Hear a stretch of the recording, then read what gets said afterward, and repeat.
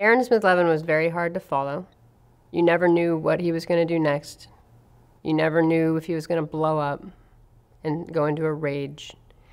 Speaking to him was like walking on eggshells, because at any moment you could hit the wrong chord and then he would explode. All of my staff couldn't stand him. They wanted him to leave. He pretended to know how to run things. He pretended to know what to do in an area, but factually the area that he was running, quote unquote, never expanded. Nothing went well, and he would rarely come out of his office, and when he did, it would just to be to scream at staff.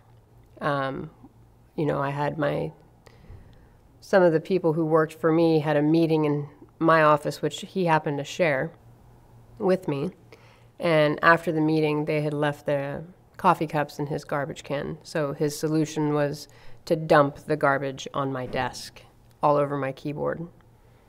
That was how he treated that problem, instead of like doing something sensible.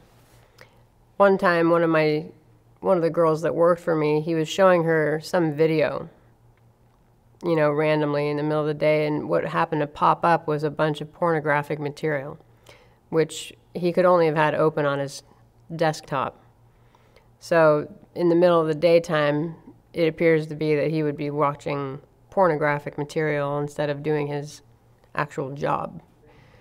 He would start fights with the other staff. That was the only time that he was ever really involved with anything, was when there was a fight. That was when he would come out of the office and it had something to do with him, was when there was some kind of conflict.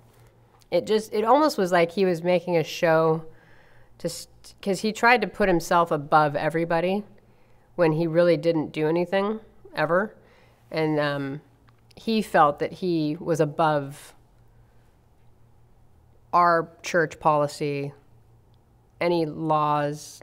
He didn't care, because he was better than that, even though he was not. He didn't do a lot for the church when he was here.